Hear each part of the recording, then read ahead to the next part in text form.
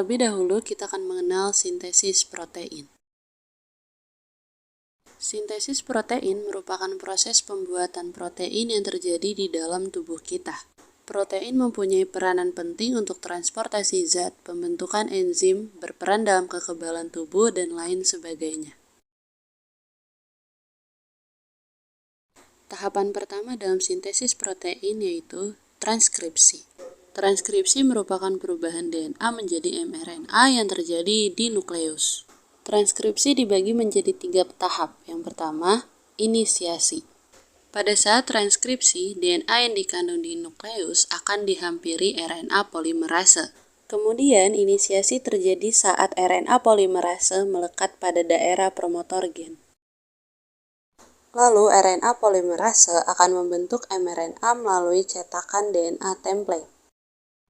Kita akan menyusun mRNA sesuai dengan tabel yang tersedia. Adenin akan berpasangan dengan urasil, timin akan berpasangan dengan adenin, guanin akan berpasangan dengan sitosin, dan sitosin akan berpasangan dengan guanin. RNA polimerase akan mengarahkan pembacaan dari arah 3 aksen ke 5 aksen.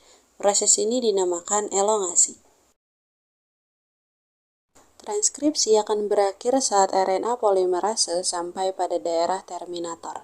mRNA yang telah terbentuk mengandung 3 basa nitrogen yang dikenal dengan kodon. Selanjutnya, kodon akan meninggalkan nukleus melalui pori-pori nukleus menuju sitoplasma untuk memulai translasi.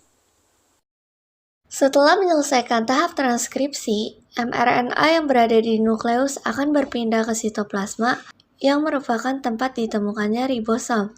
Hal ini dilakukan untuk melanjutkan tahap translasi. Sehingga, poin yang harus diingat adalah translasi merupakan penerjemahan mRNA untuk dibuat menjadi protein. Hal yang harus diingat juga dalam translasi adalah pairing rules, atau aturan memasangkan basa nitrogen. Pada translasi, A pada mRNA akan berikatan dengan U pada tRNA. U pada mRNA akan berikatan dengan A pada tRNA. G pada mRNA akan berikatan dengan C pada tRNA. Dan C pada mRNA akan berikatan dengan G pada tRNA. Sama halnya dengan transkripsi, translasi juga memiliki 3 tahapan, yaitu inisiasi, elongasi, dan terminasi. Tahap inisiasi dimulai saat ribosom subunit kecil terikat pada mRNA. Ribosom subunit kecil ini akan bergerak dari arah 3 aksen ke 5 aksen. Ketika sudah menemukan kodon AUG, tRNA yang membawa asam amino metionin dan antikodon UAC akan melekat pada mRNA. Kemudian, setelah tRNA terikat pada mRNA, maka ribosom subunit besar akan datang dan terikat dengan ribosom subunit kecil untuk melengkapi proses inisiasi. Ribosom subunit besar memiliki 3 daerah. Daerah A atau aseptor site, daerah P atau peptidyl site, dan daerah E atau exit site. Saat terjadi proses elongasi, asam amino yang lain akan dibawa pada rantai mRNA oleh RNA transfer dengan membawa antikodon. Selanjutnya, asam amino yang baru ini akan memasuki daerah A. Lalu, ikatan peptida akan terbentuk di antara kedua asam amino pada daerah P.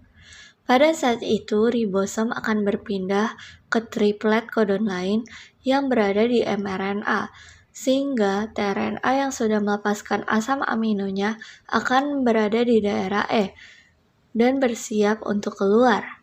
Dan daerah A bersiap untuk ditempati tRNA yang baru. Siklus ini akan terus berulang sampai pada tahap terminasi.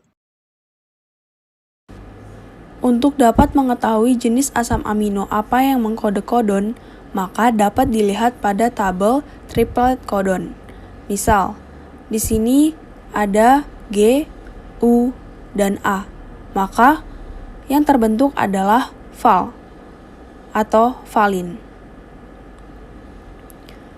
Setelah tRNA yang baru menempati daerah A, maka akan dilanjutkan dengan tahap terminasi. Terminasi terjadi ketika salah satu codon dari 3 stop codon berada di daerah A. 3 stop codon tersebut diantaranya adalah UAA, UAG, dan UGA. Codon ini dikenali oleh protein yang dikenal sebagai release factor. Saat release faktor memasuki daerah A, secara otomatis polipeptida akan rilis atau keluar dari ribosom, dan ribosom pun akan berpisah dan bersiap untuk melakukan translasi yang baru. Di sini terbentuk TYR atau tirosin, val atau valin, ARG atau arginin, kemudian THR atau treonin. Asam amino ini akan terus terbentuk sampai ujung 5 aksen. Nah, semua asam amino ini merupakan rantai dari polipeptida. Nah, polipeptida inilah yang dikenal sebagai protein.